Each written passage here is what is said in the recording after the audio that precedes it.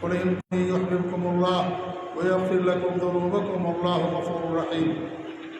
وقال في موضع آخر: فليحذر الذين يخالفون عن أمره أن تصيبهم فتنة أو يصيبهم عذاب أليم.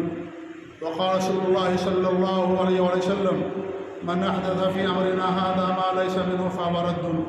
وفي رواية أخرى: من عمل عملا ليس عليه أمرنا فهو رد. معزز و مکرم بھائیوں، بزرگوں اور دوستوں،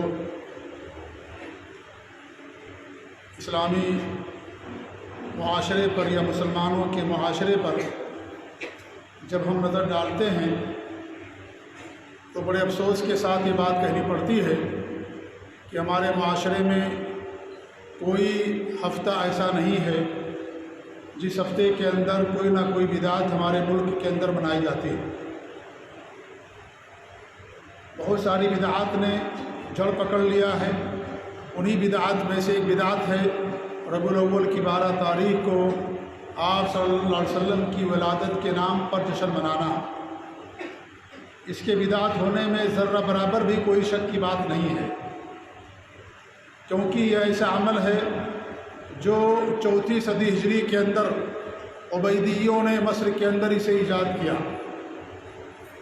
ہمارے نبی صلی اللہ علیہ وسلم کی وفات کے 400 سال کے بعد 4 صدی ہجری میں اس بدعت کو ایجاد کیا گیا۔ ظاہر بات ہے کہ جو عمل آپ صلی اللہ علیہ وسلم کی زندگی میں نہیں کیا گیا، آپ کے صحابہ نے، خلفائے راشدین نے نہیں کیا، ائمہ کرام نے نہیں کیا، بلکہ 400 سالوں تک دنیا کے کسی مسلمان نے بھی وہ کام انجام نہیں دیا۔ اب اگر اسے منایا جائے گا دین کے نام پر تو ظاہر بات ہے کہ وہ عمل بدعتی ہوگا۔ اسے سنت قرار دینا تو حد درجہ حماقت، جہالت اور لا علمی کی دلیل ہوگی، کیونکہ اللہ رب العالمین نے دین کو مکمل کر دیا ہے۔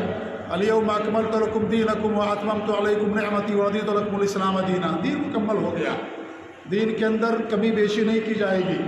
دین وہی ہے جو اللہ رب العالمین نے اپنے نبی کو دنیا کے اندر بھیجا۔ اسی لیے ہمارے نبی نے فرمایا: جس پر میں ہوں اور میرے صحابہ ہیں آج، جو اس پر عمل پیرا ہوگا وہی جنت کے اندر جائے گا۔ نبی کے زمانے کا اسلام وہ اصل اسلام ہے، آج کے زمانے کا اسلام اصل اسلام نہیں ہے۔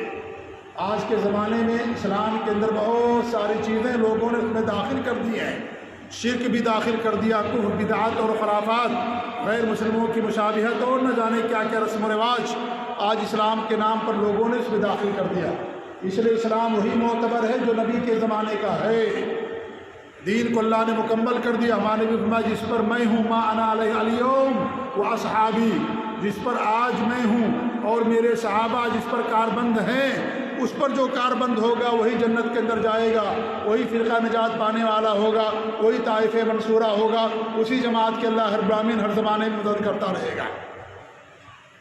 ظاہر بات ہے جب ہمارے نبی کے زمانے میں چیز نہیں تھی، بلکہ 400 سالوں تک یہ چیز نہیں تھی، تو اسے دین کا حصہ کیسے قرار دیا جا سکتا ہے جبکہ اللہ رب العالمین نے دین کو مکمل کر دیا ہے۔ اللہ کے رسول کی حدیث: من احدث فی امرنا ھذا ما لیس منہ فہو رد۔ جس نے ہمارے اس دین میں، ہماری شریعت کے اندر کوئی نئی چیز پیدا کی وہ مردود ہے، ناقابل قبول ہے، وہ بندہ بھی مردود ہے، وہ عمل کرنے والا بھی مردود ہے، اس کا عمل بھی مردود ہے۔ لیکن ہمارے ہاں گنگا الٹی بہتی ہے، جو سنت پر عمل کرتا لوگ کہتے ہیں مر گیا، مردود، نہ فاتحہ نہ درود۔ جو سنت پر عمل کرے لوگ اسے ہمارے ہاں مردود کہتے ہیں، حالانکہ سنت پر عمل کرنے والا مردود نہیں ہوگا بلکہ وہ مقبول ہوگا، اسی کا عمل اللہ تعالیٰ قبول کرے گا۔ اللہ کے رسول صلی اللہ علیہ وسلم قیامت کے دن حوض سے کس کو بھگائیں گے؟ حوض سے کس کو کون مردود ہوگا؟ مردود مانے جس کو واپس کر دیا جائے، جس کو بھگا دیا جائے اس کو مردود کہا جاتا ہے۔ قیامت کے دن آئیں گے ایسے لوگ، اہل بدعت اور خرافات کرنے والے، ہمارے بھی چاہیں گے کہ ان کو پانی پلا دیں، آپ سے کہا جائے گا کہ نہیں یہ وہ لوگ ہیں جنہوں نے آپ کے بعد آپ کے دین کے اندر نئی نئی چیزیں پیدا کر دی تھی، تو ہمارے بھی کیا فرمائیں گے؟ سحقن سحقن، بربادی ہو، دوری ہو، بھگاؤ ان کو، ہمارے سامنے ہٹاؤ جنہوں نے میرے بعد میری شریعت کے اندر نئی نئی چیزیں پیدا کر دی۔ تو یہ فاتحہ درود کرنے والے کھانوں پر، نماز میں نہیں فاتحہ پڑھنے والے۔ نماز میں فاتحہ پڑھنا تو واجب ہے، ضروری ہے سورہ فاتحہ پڑھنا ہر نماز کے اندر، ہر رکعت کے اندر۔ درود پڑھنا بھی نماز کے اندر، جنازے کی نماز میں درود، نماز کے اندر درود۔ لہذا جو فاتحہ درود خانوں پہ پڑھتے ہیں ان کے بارے وہ مردود ہیں، سنت پر عمل کرنے والے مردود نہیں ہیں، سنت پر عمل کرنے والے مقبول ہیں، اللہ تعالیٰ ان کے عمل کو قبول فرمائے گا اگر اخلاص کے ساتھ وہ عمل کرتے ہیں تو، اخلاص کے ساتھ۔ تو یہ معاملہ ہے، لہذا یہ بدعت ہے، حرام ہے یہ کرنا میرے بھائیوں۔ اللہ کے رسول حدیث سے جس نے کوئی ایسا عمل کیا جو ہماری شریعت سے ہٹ کر کے وہ مردود ہے، اللہ تعالیٰ اسے قبول نہیں کرے گا، اس عمل کو واپس کر دے گا۔ انسان کتنا ہی مخلص کیوں نہ ہو، کتنا ہی محنت کرے، کتنا پیسہ خرچ کرے، سب برباد، محنت بھی برباد اور اس کی کوشش، پیسہ، تمام چیزیں برباد ہو جائیں گی، سب مردود ہو جائے گا، سب لوٹا دیا جائے گا، اللہ تعالیٰ کے دربار تک وہ چیز نہیں پہنچے گی، کیونکہ یہ نئی چیز ہمارے نبی نے نہیں کیا۔ اللہ کے رسول صلی علیکم بسنتی و سنت الخلفاء الراشدین المہدیین عضوا علیہا بالنواجذ، میری سنتوں کو، خلفائے راشدین کی سنتوں کو لازم پکڑو، اسے مضبوطی کے ساتھ تھام لو، مضبوطی کے ساتھ تھام لو، دین کے اندر نئی نئی چیزوں سے بچو، کیونکہ نئی چیزیں گمراہ بدعت ہیں، بدعت گمراہی ہوتی، گمراہی انسان کو جہنم کے اندر لے جانے والی ہے، گمراہی جہنم کے اندر لے جائے گی، سنت جنت تک لے کر کے جائے گی۔ سنتوں کی اتباع کیجیے، نبی کے طریقے پر عمل کیجیے، یہ ہمارے نبی سے محبت کی پہچان ہے۔ اللہ تعالیٰ فرماتا قل ان کنتم تحبون اللہ فاتبعونی یحببکم اللہ، آپ فرما دو اگر تمہیں اللہ تعالیٰ سے محبت ہے میرا اتباع کرو، میری پیروی کرو، اللہ تعالیٰ تمہیں اپنا محبوب بنا لے گا، تمہارے گناہوں کو بھی معاف کر دے گا۔ اللہ معاف کرنے والا، رحم کرنے والا ہے۔ لہذا نبی سے محبت کی پہچان سنت کی پیروی ہے، سنت کی اتباع ہے۔ ہمارے نبی کی کیا سنت ہے؟ ہمارے نبی کی سنت یہ ہے کہ پیر کے دن روزہ رکھنا، یہ ہمارے نبی کی سنت ہے۔ آپ سے پوچھا گیا پیر کے دن کے بارے میں، تو آپ نے فرمایا کہ اس دن میری ولادت ہوئی اور اس دن میرے اوپر اللہ رب العالمین نے وحی نازل فرمائی، یا مجھے نبوت سے سرفراز کیا گیا، اس لیے پیر کے دن آپ روزہ رکھتے تھے۔ آپ سے محبت کی دلیل پیر کے دن روزہ رکھنا ہے۔ یہ پیر کا دن مہینے میں 4 مرتبہ آتا ہے، 5 مرتبہ بھی آ سکتا ہے، لیکن یہ تاریخ ربیع الاول کی 12 تاریخ، یہ سال میں صرف 1 مرتبہ یہ تاریخ آتی ہے، اس لیے دن کا اعتبار ہے اسلام کے اندر، تاریخ کا نہیں ہے۔ آپ نے پیر کا روزہ رکھا، پیر کا روزہ رکھیں گے مہینے میں 4 مرتبہ آپ کو اجر اور ثواب ملے گا، نبی کی سنت پر عمل کرنا ہے، یہ آپ سے محبت کی دلیل ہے، آپ یہ اتباع سنت ہے۔ اس دن جشن منانا، جلوس نکالنا، قوالیاں پڑھنا اور اس طریقے سے نہ جانے کیا کیا ہمارے ملکوں کے اندر مرد و زن کا اختلاط اور نعرے بازیاں اور اس طریقے سے راستہ جام کر دینا اور جلوس نکالنا اور مسجدوں کو، گھروں کو جو ہے سجانا قمقموں سے، مٹھائیاں تقسیم کرنا اور نہ جانے کیا کیا ہمارے ملکوں کے اندر چیزیں کی جاتی ہیں، میرے بھائیو ساری چیزیں رائگاں برباد ہیں، یہ سب دین کے نام پر کی جاتی ہے۔ اور بدعت اسی کو کہا جاتا ہے کہ دین کے نام پر ایسا عمل کرنا جو ہمارے نبی نے نہیں کیا، آپ کے صحابہ اور خلفائے راشدین نے نہیں کیا، وہی چیز بدعت ہوتی ہے۔ لہذا یہ چیز بدعت حرام و ناجائز ہے، اور یہ بدعت جانتے کس نے ایجاد کیا؟ 4 صدی ہجری کے اندر مصر کے اندر ایجاد ہوئی، عبیدیوں نے، باطنیوں نے، انہوں نے ایجاد کیا، جو اسلام کی 2 تعبیر کرتے تھے، ایک ظاہر اور ایک باطن، کہتے تھے باطن ہمارے لیے، ظاہر عام مسلمانوں کے لیے، اس لیے انہوں نے ایسی ایسی تفسیریں کی، اصطلاحات کی، جیسے حج ہے، روزہ ہے، نماز ہے، زکوٰۃ ہے، انہوں نے اپنے عقیدے کے مطابق ان کی تفسیریں کی۔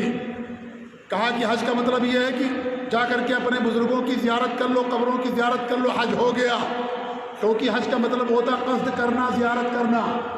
انسان حج کرنے جاتا ہے تو خانہ کعبہ کی زیارت کرتا ہے، خانہ کعبہ کا قصد کرتا ہے، تو کہتے ہیں یہ حج نہیں، اصل حج یہ ہے کہ اپنے بزرگوں کی قبروں کی زیارت کرنا، بزرگوں کے پاس جانا۔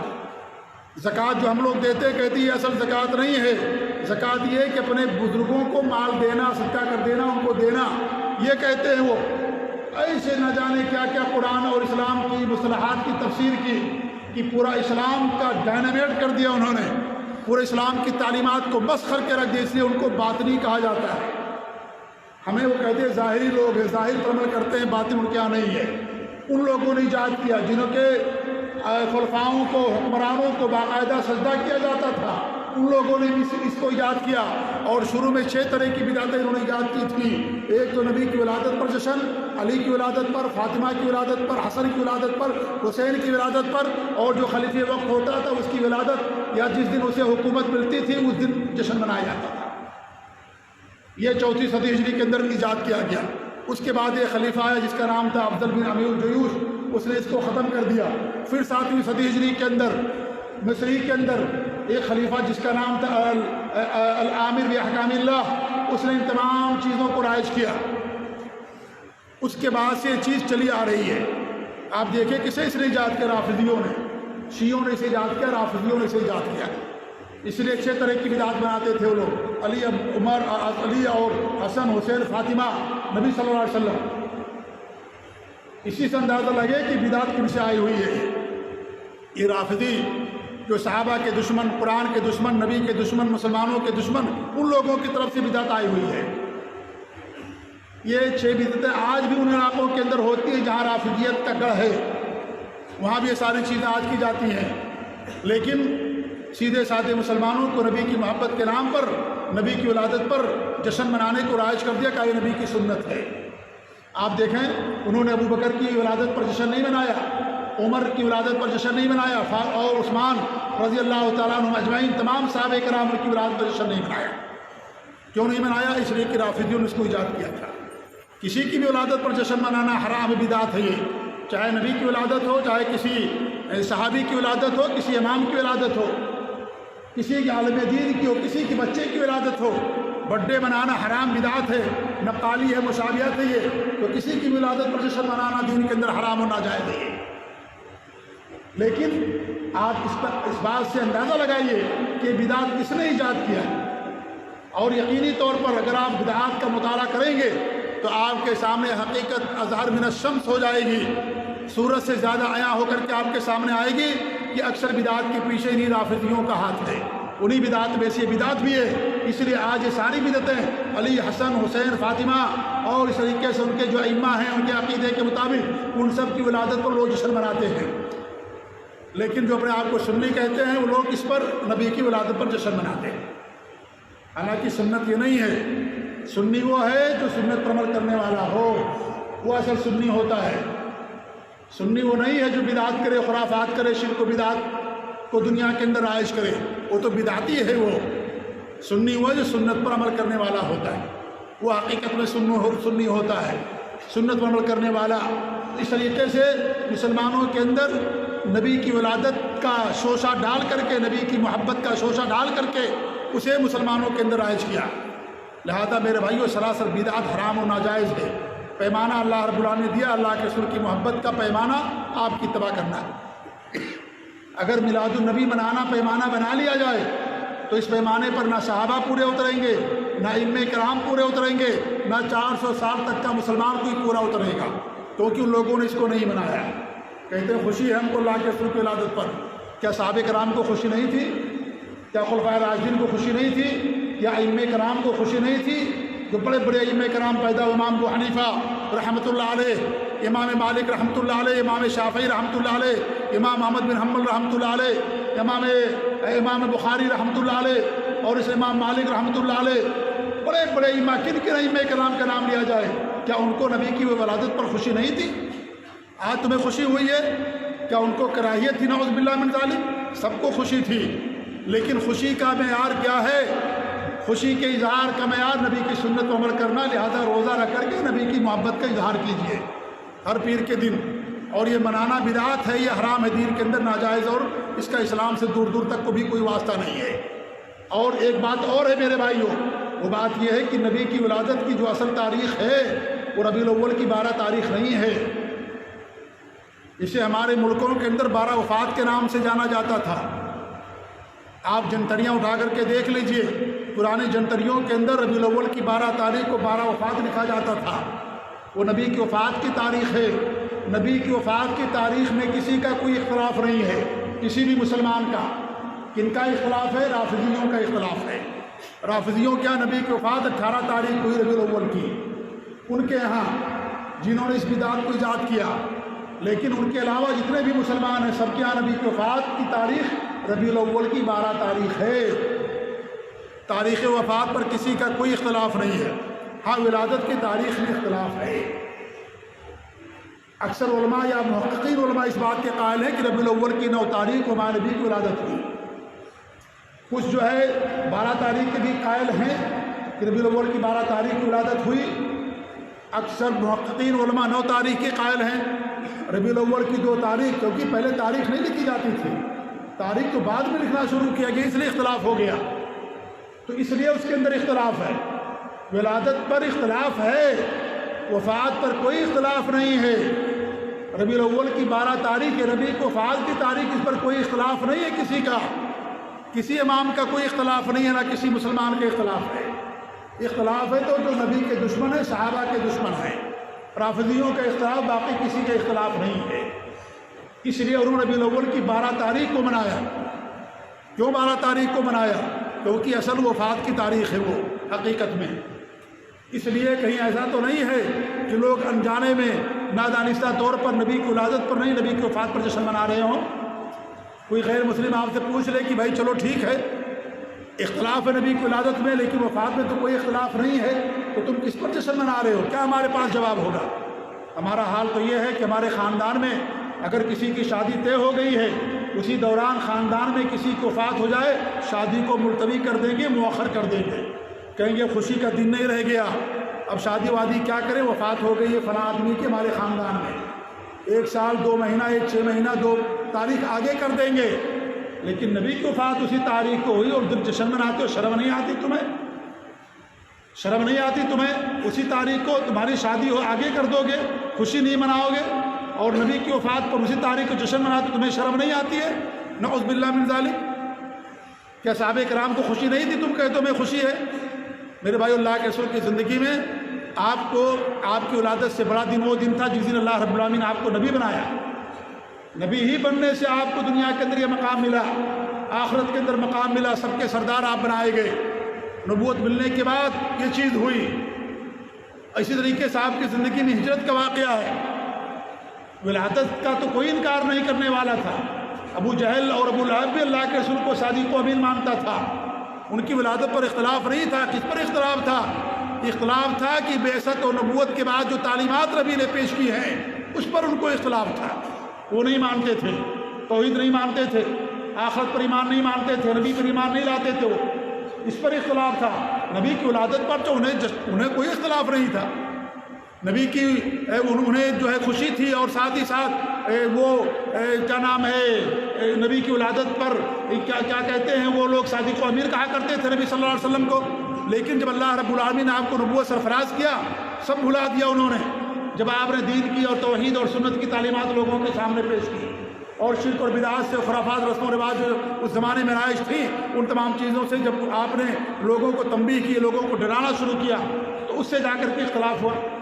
آج بھی نبی کے اخلاق کا آپ ذکر کرو، لیکن نبی نے جو تعلیمات دی ان تعلیمات کو نہ لو۔ نبی کے اخلاق کے تو بھی قائل تھے، ابو جہل بھی قائل تھا، ابو لہب بھی قائل تھا، مکہ کے مشرکین قائل تھے نبی کے اخلاق کے، لیکن کس بات کے قائل نہیں تھے؟ نبی کی تعلیمات کے قائل نہیں تھے۔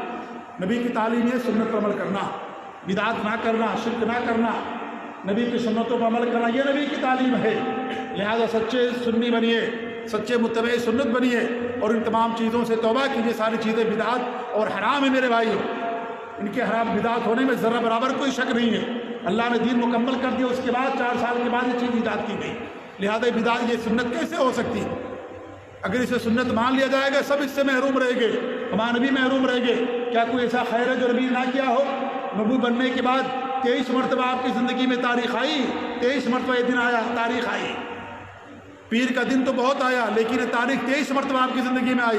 40 سال کی عمر میں اللہ نے آپ کو نبوت سرفراز کیا، 63 سال میں آپ کی عمر وفات ہوئی، 23 مرتبہ آپ کی زندگی میں آیا۔ کیا کبھی آپ نے کیا کہ اللہ کے رسول سے، آپ کے صحابہ سے، خلفائے راشدین سے ہم زیادہ متقی پرہیزگار ہیں، زیادہ پرہیزگار ہیں ان سے، اللہ کے رسول سے اور صحابہ کرام سے، کہ ہم نیکی کر رہے ہیں اور وہ لوگ اس سے محروم رہ گئے؟ کوئی ایسا خیر نیکی نہیں جو ہمارے نبی نے نہ کیا ہو یا امت کی رہنمائی نہ کی ہو۔ لوگ کہتے ہیں ہمارے نبی نے منع کہاں کیا؟ بھئی آپ کا عمل نہ کرنا یہی منع کرنے کی دلیل ہے۔ اگر جائز ہوتا تو آپ عمل کرتے نہیں، عمل آپ نے عمل کیا، اس کا مطلب یہ کہ ناجائز ہے۔ بات نہیں سمجھ میں آئی؟ کرنے کے لیے دلیل چاہیے، نہ کرنے کے لیے دلیل نہیں چاہیے۔ میں آپ لوگوں سے کہتا بھی نماز ہم پڑھیں گے جمعہ کی، نا جمعہ کی نماز ہو، کوئی بھی نماز ہو، جو فرض نمازیں ہیں، ایک رکعت کے اندر 1 رکوع کیا جاتا ہے، 2 سجدے ہوتے ہیں، ایک آدمی 2 رکوع کرے، 4 سجدے کرے، کیا جائز ہوگی اس کی نماز؟ وہ کہے کہ بھائی رکوع کرنا عبادت ہے، سجدے کرنا عبادت ہے، میں جو ہے زیادہ سجدے کروں گا، زیادہ ہم کو ثواب ملے گا، آپ کو کہ بھائی مت کیجئے، وہ کہے گا کہاں اللہ نے قرآن منع کیا کہ ایک رکعت کے اندر 2 رکوع نہ کرو، ایک رکعت کے اندر 4 سجدے نہ کرو، کہیں قرآن کی آیت ہے؟ کوئی آیت نہیں ہے۔ کہیں کوئی حدیث ہے کہ ہمارے نبی نے کہا کہ ایک رکعت کے اندر 2 رکوع نہ کرو، ایک رکعت کے اندر 4 سجدے نہ کرو؟ کہیں کوئی آیت ہے، کوئی حدیث ہے؟ نہیں ہے۔ پھر کیسے یہ منع ہمارے نبی نے نہیں کیا؟ ہمارے نبی کا عمل نہیں ہے یہ، اس لیے نہیں کیا جائے گا۔ کرنے والا دلیل دیتا، نہ کرنے والا دلیل نہیں دیتا ہے۔ کرنے والا دلیل دے گا کہ ہماری چیز ہے، یہ دلیل ہے اس کی۔ ہمارے لیے اللہ کے رسول کے فرمان کافی ہے، من عمل عملا لیس علیہ امرنا فہو رد، جس نے کوئی ایسا عمل کیا جو ہماری شریعت سے ہٹ کر کے وہ مردود ہے۔ یہ ہمارے نبی کی شریعت سے ہٹ کر کے ہے، یہ ہمارے نبی کے عمل سے ہٹ کر کے ہے، صحابہ خلفائے راشدین تبع تابعین ائمہ کرام کے عمل سے ہٹ کر کے ہے، لہذا یہ مردود ہے، اسے قبول نہیں کیا جائے گا۔ دلیل آپ کو دینی ہے، کیونکہ آپ ثابت کر رہے ہو کہ سنت ہے۔ سنت ثابت کرنے کے لیے آپ کو دلیل دینا پڑے گا، انکار کرنے والا دلیل نہیں دیتا ہے۔ جو ثابت کرتا وہ دلیل دیتا، آپ کو ثابت کر رہے ہیں کہ سنت، آپ کو دلیل دینا ہے۔ ہمارے لیے تو اتنا کافی ہے کہ 400 سال تک اس پر عمل نہیں کیا گیا۔ لہذا میرے بھائیوں، یہ بدعت ہے، آپ کی ذمہ داری ہے کہ آپ کے خاندان میں اگر چیز ہوتی ہے آپ ان کو تنبیہ کریں، آپ ان کو بتائیں۔ آنے والا ربیع الاول کی 12 تاریخ بدھ کو ہوگا، شاید ہمارے ملکوں کے اندر بدھ یا منگل یا اس طرح کی تاریخ ہوگی۔ دیکھیں گے کیا لوگ بھول ہڑبازیاں کرتے ہیں۔ یہاں سعودی عرب کے اندر بھی بہت سارے لوگ جو ہمارے ملکوں سے آئے ہیں چھپ کر کے وہ بھی منا لیتے ہیں، اللہ کو بھی دھوکہ دیتے ہیں، مسلمانوں کو بھی دھوکہ دیتے ہیں۔ جا کے مٹھائیاں لائیں، گھروں کے اندر تقسیم کر دیں گے۔ جی ہاں، یہ صورتحال ہے گھر کے اندر، کیونکہ الحمدللہ مملکت سعودی عرب ہے، یہاں شرک اور بدعات کی کوئی گنجائش نہیں ہے۔ کھلے عام آپ کچھ نہیں کر سکتے ہیں کہ بدعات خرابات کیجیے، گھر میں آپ کریں۔ گھر میں کون جا رہا دیکھنے کے لیے؟ گھر میں بھی لوگ لا کر کے جا کر کے مٹھائیوں کی دکانوں پر دیکھیے گا، اس دن بھیڑ رہتی ہے، لوگ مٹھائیاں لا کر کے گھروں میں تقسیم کرتے ہیں۔ نعوذ باللہ من ذالک۔ کھلے عام نہیں بنا سکتے تو آ کر کے گھر کے اندر بناتے ہیں۔ میرے بھائی سے توبہ کیجیے، سب بدعات ہے یہ جائز نہیں ہے۔ نبی اور صحابہ سے بڑھ کر کے متقی اور پرہیزگار نہیں ہو سکتے ہیں، لہذا اس سے بچیں، ہم اس سے توبہ کریں۔ اور ہمارے نبی کی زندگی میں آپ کے اس سے بڑے بڑے واقعات، آپ کی ہجرت اور نبوت اور اس طریقے سے بدر کا فتح مکہ، اگر ہر واقعے کو بنیاد بنا کر کے آپ جشن منانا شروع کر دیں گے تو کیا بچے گا دین کے اندر؟ کیا بچے گا؟ اس لیے صحابہ کرام نے ہجرت کو بنیاد بنایا، لیکن کیا جشن منایا انہوں نے؟ کوئی جشن نہیں منایا انہوں نے، کہ اس دن جشن منائے، خاص اہتمام کے نبی بھی اس کا کوئی اہتمام نہیں کرتے تھے۔ لہذا میرے بھائیوں، خلاصہ کلام یہ ہے کہ چیز دین کے اندر بدعت ہے، حرام و ناجائز ہے، نبی کی مخالفت ہے۔ فَلْيَحْذَرِ الَّذِينَ يُخَالِفُونَ عَنْ أَمْرِهِ أَن تُصِيبَهُمْ فِتْنَةٌ أَوْ يُصِيبَهُمْ عَذَابٌ أَلِيمٌ۔ وہ لوگ جو اللہ کے رسول، نبی کے حکم اور اللہ کے حکم کی مخالفت کرتے ہیں، انہیں اس بات سے ڈرنا چاہیے کہ فتنے سے دو چار ہو جائیں یا انہیں دردناک عذاب نہ پکڑ لے۔ آج یہ ساری پریشانیاں جو مصیبتیں ہمارے پر ہیں، اسی بنا پر ہیں کہ ہم نے نبی اور اللہ کی تعلیمات کو بھلا دیا، نبی اور اللہ کی تعلیمات کو پشے پھل ڈال دیا، شرک اور بدعات اور خرافات کے اندر ملوث ہو گئے، سنتوں کی دھجیاں اڑائی جاتی ہیں، سنتوں کو پامال کیا جاتا ہے، اور شرک اور بدعات خرافات ڈنکے کی چوٹ پر ہمارے ملکوں کے اندر کی جاتی ہے۔ اسی کی سزا آج ہمیں ملے گی، سب لوگ فتنے کے اندر اور بدعات اور اس طریقے سے عذاب کے اندر اور تباہیوں اور پریشانیوں اور مصیبتوں کے اندر سب اسی وجہ سے ملوث ہیں کہ اللہ کے رسول کے حکم اور اللہ تعالیٰ کے حکم کی مخالفت کی سزا اللہ رب العالمین دے رہا ہے۔ اس لیے اگر آنا ہے اور اللہ تعالیٰ کے انعام اور اکرامات کو اپنے آپ کو حقدار بنانا ہے تو نبی کی سنتوں پر عمل کیجیے۔ اللہ کے رسول کی سنتیں ہمارے لیے کافی ہیں۔ اگر آپ سنتوں پر عمل نہیں کر سکتے، کم سے کم بدعات تو مت کیجیے، بدعات سے اجتناب کیجیے۔ اگر سنت نہیں کر سکتے، سنت پر عمل کریں گے ثواب ملے گا، اور اگر نہیں کریں گے تو گناہ نہیں ہوگا، لیکن بدعات کریں گے گناہ ہوگا، ساری چیزیں برباد ہو جائیں گی۔ آپ گھر پیسہ بھیجتے ہو، پیسہ بھیج دینے سے ذمہ داری ختم نہیں ہو جائے گی۔ آپ پوچھو اپنے گھر والوں سے، اپنی بیوی سے کہ تمہارا پیسہ کہاں لگتا ہے، بڑی محنت کی کمائی ہے یہ۔ کئی مٹھائیاں خریدنے میں مزاروں پر، درگاہوں پر اور اس طریقے سے حرام کاموں کے اندر تو نہیں خرچ ہو رہا ہے۔ پیسہ کما کر کے بھیج دینے ذمہ داری ختم نہیں ہو جائے گی، یاد رکھ لو میری بات کو۔ ذمہ داری اس سے بڑی آپ کی ہے، ان کو دین پر قائم رکھنا، سنت پر قائم رکھنا، توحید پر قائم رکھنا، دین کی تعلیم دینا سب سے بڑی ذمہ داری ہے۔ یہ ہو رہا ہے کہ نہیں ہو رہا ہے؟ آپ یہاں اپنے گھر میں فون کر کے پوچھیے کہاں آپ کا پیسہ جا رہا ہے، جو محنت کی کمائی آپ کی کہاں خرچ ہو رہی ہے۔ آپ پوچھیے ان کو فون کر کے صرف پیسہ بھیج دینا کافی نہیں ہو جائے گا، اللہ تعالیٰ کے یہاں جواب دہ ہوں گے۔ الا کلکم راعٍ وکلکم مسئول عن رعیتہ، تم میں سے ہر آدمی نگراں ہے، ہر آدمی ذمہ دار ہے، ہر آدمی سے اس کی رعایا کے بارے میں سوال کیا جائے گا، پوچھا جائے گا کہ تمہاری بیوی تھی، تمہارے بچے تھے، کیا کرتے تھے، بدعت کرتے تھے، شرک کرتے تھے، سنت پر عمل کرتے تھے، نماز پڑھتے تھے، یا کیا کرتے تھے، پوچھا جائے گا۔ قیامت کے دن جواب دہی کا احساس پیدا کیجئے اپنے اندر، آخرت کی فکر کیجئے، اللہ تعالیٰ کے یہاں حاضر ہونا ایک دن۔ صرف پیسہ بھیج دینے سے ذمہ داری نہیں ختم ہو جائے گی، اس سے بڑی ذمہ داری یہ ہے میرے بھائیو کہ آپ ان کو دین پر قائم رکھنے کے لیے کوشش کیجئے، دین اور سنت پر قائم رکھنے کے لیے محنت کیجئے، یہ اصل ذمہ داری ہے۔ اگر یہ ذمہ داری آپ نے ادا کر لی، کامیاب ہو جائیں گے۔ پیسہ کم ہے چلے گا، بھوکے رہیں، فقر و فاقہ کریں، چلے گا، لیکن دین کے نام پر بدعات اور خرافات کر اللہ تعالیٰ کے نہیں چلے گا۔ سب کو جواب دہی کا احساس ہونا چاہیے، آپ کے درمیان اللہ کے درمیان کوئی دوسرا نہیں کھڑا ہوگا، آپ اکیلے جواب دہ ہوں گے، آپ سے پوچھا جائے گا، کیونکہ آپ اپنے خاندان کے سربراہ ہیں، آپ اپنے خاندان کے حاکم ہیں، آپ اپنے خاندان کے امیر اور بادشاہ ہیں، آپ کا خاندان یا آپ کے بال بچے آپ کی رعایا ہیں، اس رعایت کے بارے میں آپ سے سوال کیا جائے گا جیسے بادشاہ سے اس کے ملک کی رعایا کے بارے میں سوال کیا جائے گا، اشراف سے سوال کیا جائے گا۔ اللہ نے مال دے دیا، اللہ نے اپنا دیا مال آپ کو، آپ نے کہاں خرچ کیا، اللہ تعالیٰ اس کے بارے میں سوال کرے گا۔ لہذا میرے بھائیو توبہ کریں، جو اس کے اندر رائے اس کے اندر ملوث ہے، کوئی بھی بدعت اور خرافات ہو، اسے توبہ کیجیے، ہمارے لیے سنتیں کافی ہیں۔ اللہ تعالیٰ دعا کہ اللہ رب العالمین ہم سب کو سنتوں پر قائم رکھے، اللہ رب العالمین ہمیں بدعات اور خرافات سے، رسم و رواج سے بچائے، ہر طرح کی گناہوں سے بچائے، ہر طرح کی نافرمانیوں سے بچائے۔ آمین رب العالمین۔ بارک اللہ لی ولکم فی القرآن العظیم ونفعني وإياكم بالآيات والذکر الحکیم، انہ تعالی جواد کریم الکم بر رؤوف الرحیم۔